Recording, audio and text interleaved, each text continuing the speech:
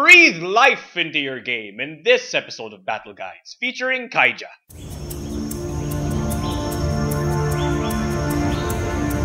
Kajia saunters around the battlefield and infects her opponent's discards with insect tokens. As the number of insects goes up, so does her power level. Mixed in with her myriad of amazing board control abilities, and you'll have the perfect recipe for rotten enemy. However, even nature has its weaknesses. Although she is powerful with her insects, without them, she turns into a mediocre brawler at best. As such, it becomes her top priority to give you a lot of insects, which forces her to fight at melee range even if she doesn't want to. Kajia's unique ability is Infestation. When the opponent's stand-up moves and switches sides with Kajia's stand-up, that opponent gains an insect counter. Insect counters cycle with the opponent's attack pair and provide Kajia some amazing bonuses depending on the number of discards with insect counters in them. When an attack pair with insect counters would be returned to its owner's hand, all those insect counters go back to Kajia, and that opponent loses 1 life for each insect counter returned this way. This is the backbone of any Kajia strategy. Love it or not, your strength is dependent on the number of discards with insect counters in them. As such, it is usually your top priority to keep infecting your opponents. As an added incentive, this also serves as a great way of slowly withering down your opponents, making victory that much faster for this lovely druid. Note that insects are only given out if the opponent's stand-up moves past yours. As such, you'll only be giving them out if the opponent advances past you, moves directly past you, is pulled past you, or is moved directly past you. And although her unique ability is pretty good, most of her power is in her style. So before we go on, let's talk about those for a while.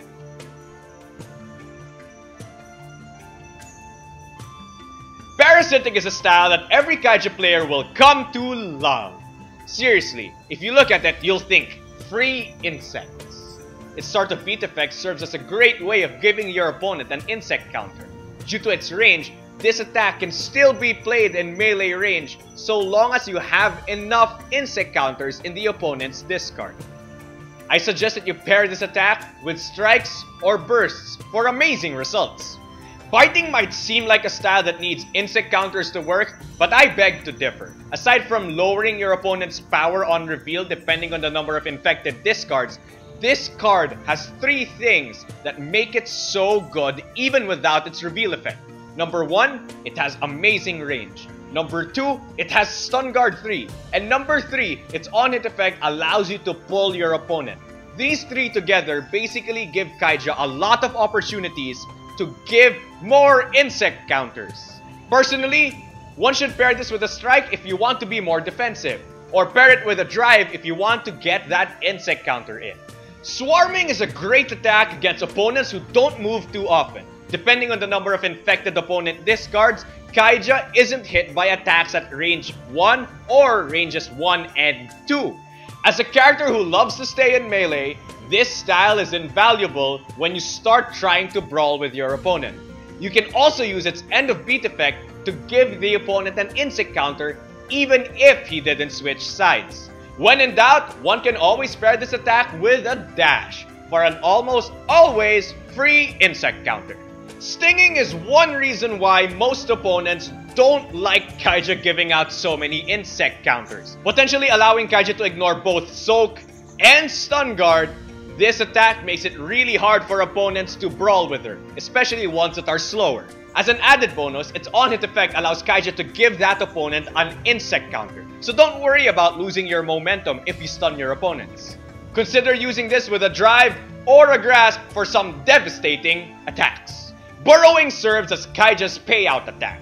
Depending on the number of infected discards, this attack basically has power +2 and priority +1. As an added bonus, its before activating effect still lets Kajia give that opponent an insect counter. I highly suggest that this style be paired with grasps for more speed and insect counters, or drive for better hit confirm. Finally, we end with mandibles. This unique base has a lot of movement, helping Kajia gain the positioning she wants. Hopefully the one with a lot of spaces behind her so that the opponent can get even more insect counters. The on-hit effect allows Kajia to give out more insect counters, while the on-damage effect makes it really dangerous against slower opponents. Although this goes well with a lot of her styles, biting and swarming stand out as amazing partners. Kajia's two overdrive finishers are Imago Emergence and Wormwood. Imago Emergence is a high-priority, high-range overdrive finisher that can also be considered an upgrade finisher. When Kajia hits the opponent, she gives that opponent one insect counter. And for the rest of the game, as an end-of-beat effect, Kajia can put an insect counter on that opponent's attack pair, effectively letting her use all of her amazing style bonuses for the rest of the game.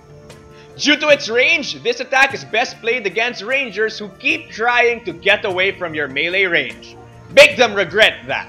Wormwood is an attack that's meant to execute opponents. Although its power isn't that high, and although its range is really small, its start-to-beat effect not only pulls opponents closer, but also makes them lose life equal to the number of insect counters they have. This, mixed in with the on-hit effect, basically means that Kajia has no problem killing her opponent, so long as she wins priority check. Now, both of her overdrive finishers have their uses, but I think that Kajia's better off using cancels or pulses. Now, cancels are used when she wants to brawl and make sure that the opponent doesn't have his best option. On the other hand, pulses are used so that she can get into better positioning for giving out insect counters. However, that doesn't mean that you shouldn't use your overdrive finishers. When the opportunity presents itself, take it and infect your opponents more.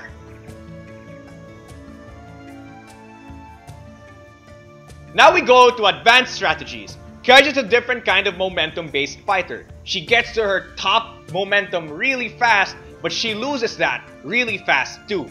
As such, it's really paramount to keep renewing your opponent's infected discards. And that's really easy to do, as every single one of her bases allows her to give out more insect counters. Now, that could be done by pulling your opponent, or it could be done using an on-hit effect or an end-of-beat effect. When playing Kajia, remember that your opponent still gets insect counters outside of your style's effects.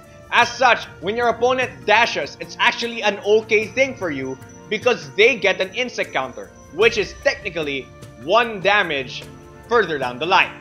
The key to playing Kajia is board management. You always have to know where you are in relation to your opponent and make sure that you're never against the wall, because you won't be giving out insect counters if that's the case. As such, it's very beneficial for you to dash. Not only does it let you get into the proper positioning, it could also lead to a free insect counter in the cases of styles such as parasitic and swarming. Remember, your first 2 beats are your hardest because there are no insect counters in your opponent's discard. As such, do your best to give out insect counters early on rather than trying to deal a lot of damage, because it is to your advantage to have a lot of insects in your opponent's discard. And finally, don't forget that Kajia's insects make your opponent lose life. As such, even though there's a huge life gap between you and your opponent right now, if he has 5 insect counters in his discard, you'll see that that gap is actually pretty small. And given that, here are a few attacks that you guys might find useful. First off, let's start with Biting Mandibles. This attack has amazing range with an effective range of 5. Mixing in the on-hit effects of both of these cards potentially lets Kajia give the opponent 2 insect counters, which is great. And its on damage allows you to stun those pesky juggernauts. Not only that, but the after activating effect allows Kajia to adjust so that she's not at the edge of the board. Regardless, this attack is pretty much amazing, and even though it's slow, its stun guard is usually enough to brunt through most attacks. Parasitic Strike is an amazing move, and I cannot even explain how amazing it actually is. Given enough insect counters, this attack basically hits almost anywhere on the board. Not only that, but Strike's Stun Guard 5 works so well with Parasitic's negative priority. And because Parasitic has no negative power, this attack deals 4 damage, which is amazing for something with so much hit confirm. And as an added bonus, the start of beat effect gives the opponent an insect counter. And finally, we have Swarming Dash, and this attack is so amazing. Not only is it an 8 priority dash, meaning it's really hard for most opponents to clash you, it also has really big benefits depending on the number of infected opponent discards. Because at 1 infected discard or 2 infected discards, Kajia can either ignore attacks at range 1 or ranges 1 and 2, effectively letting you dash near your opponent even if you don't switch sides. And as an added bonus, switching sides or not, this attack will give the opponent an insect counter if the opponent is adjacent to you. As such, it's another way to cycle your discards while still maintaining your momentum. And that's pretty much most of the things you guys need to know about our resident druid Kajia. And if you're planning to infect your opponents on the battlefield, here are a few last minute tips. Number 1, board positioning. For a lot of reasons, this is very important. Many of Kajia's attacks only hit at certain board positionings. Not only that, but she can only give out insect counters at certain board positioning. As such, it is to your advantage to dash, even if the opponent isn't using a really strong attack. The moment you get good positioning, you're already winning the game. Number 2, always infect discards. I cannot stress how important this is. Although dealing damage is quite important, keeping your opponent fully infected is even more important as many of your options are reliant on this. As such, dashing and making use of weaker attacks that are guaranteed insects are more effective than cashing out and dealing a lot of damage now, as losing your momentum is really tough for Kajia. And lastly, don't forget that your insects are dealing damage to your opponent. I cannot stress this enough. A lot of people think that they're not winning because their life is so far from their opponents. But remember, your insect counters technically are banked damage on your opponent. So factor those in when you're trying to execute your opponent later in the game. Also, this means that Kajia's dashes can deal damage to her opponents. And that's it for this episode of Battle Guides featuring Kajia. Thank you so much guys for subscribing, commenting, and clicking on who you guys wanted to be in this video.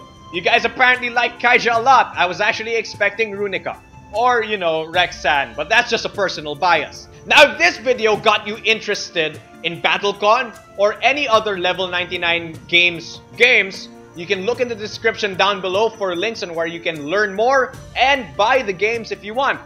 Now, if you're interested in finding more BattleCON games or learning more aside from these videos, you can always go to worldofindines.com for more information and so that you can join our community. If you join our community, promise guys, it's going to be amazing. There are a lot of amazing players, and although we have contrasting beliefs, I think that's what makes a community so good. I just love to give a shout out to all of you in the World of Indines community. Thank you so much for your support, and thank you so much for having discourses with me online. Now, I know I'm not necessarily the easiest guy to persuade, but really, thank you. Even if you disagree with me, it's always a help whenever I'm making these videos. So, that pretty much does it for this episode. Thank you all for watching, and remember, don't forget your special action. Thank you, World of Indines. Thank you so much, and good night. Good night, my sweet prince.